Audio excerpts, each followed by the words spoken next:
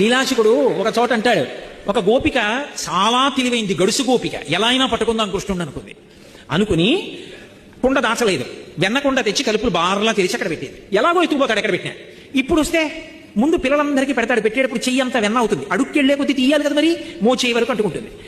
ఆఖరణ తను తిందాం అనుకుంటాడు, పట్టుకుంటాడు, రెడ్ హ్యాండెడ్గా దొరుకుతాడు. అమ్మకప్ప చెప్తాను పట్టుకెళ్ళి అని. ఈవిడ తలుపు చాట్ల నుంచి కుండ అక్కడ ఎట్టింది. రాణి వచ్చాడు, అటు ఇటు చూశాడు, ఆయనకి తెలియదు సర్వజ్ఞుడు. ఫాల్ ఇన్ లైన్, అందరూ వరుసలో నించోండి అన్నాడు. మెల్లిగా ఒక్కొక్కడికి తీసి పెట్టాడు, ఒక్కొక్కడు తింటున్నాడు, వెళ్ళిపోతున్నాడు. మళ్ళీ దొంగతనంగా లైన్లోకి రావడం అలా ఉండవు అక్కడ, వాళ్ళు వెళ్ళిపోతున్నారు. అందరూ వెళ్ళిపోయారు, చూశాడు. మళ్ళీ చెయ్యిలా పెట్టి ఆకరణ తీసి తను ఇలా తినబోతున్నాడు, టక్క నుంచి పడుతుంది. దొరికాడు రా. ఇప్పుడు దొరికిపోయిన తర్వాత పిల్లలు భయపడాలి కదా, వెంటనే ఇలా వదిలిపించేసుకుని అదేంటి వదిలేనమ్మా ఏదో తప్పు అయిపోయింది అనాలి. ఏమనలేదు, ఇలా చూశాడు. అదేంటి ఇంత దొరలా ఇలా చూస్తున్నాడని ఆవిడ అసలు ఏమంటాడో చూద్దామని కస్తంబాల అంది. అబ్బాయి ఎవరు నువ్వు అంది.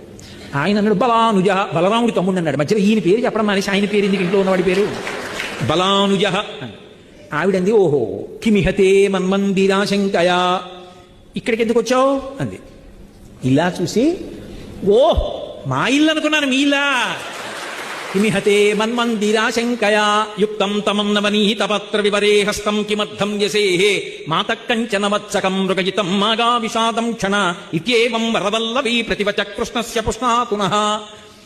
అయ్య బాబోయ్, గుండెలు తీసిన బొంటు, మా ఇల్లు అనుకున్నావా, అందుకు వచ్చావా, మీ ఇల్లని కాదని తెలియలేదా అని ఆవిడంది. సరే కుండలో చెయ్యందుకు పెట్టావు అంది. ఆయన అన్నాడు, ఏటమ్మా ఊరికే ప్రశ్నల మీద ప్రశ్నలు కాసేపు మాట్లాడకుండా ఉంటావా, మా ఇంట్లో దూడ ఒకటి పారిపోయింది, కుండలో ఉందేమో అని చెయ్యి పెట్టి తిప్పి చూస్తున్నాను, నువ్వు అలా అరిస్తే దూడ బయటికి దూకి పారిపోతే మళ్ళీ ఎక్కడికైనా వెళ్ళి పట్టుకుంటాను, కాసేపు మాట్లాడుకో అన్నాడు.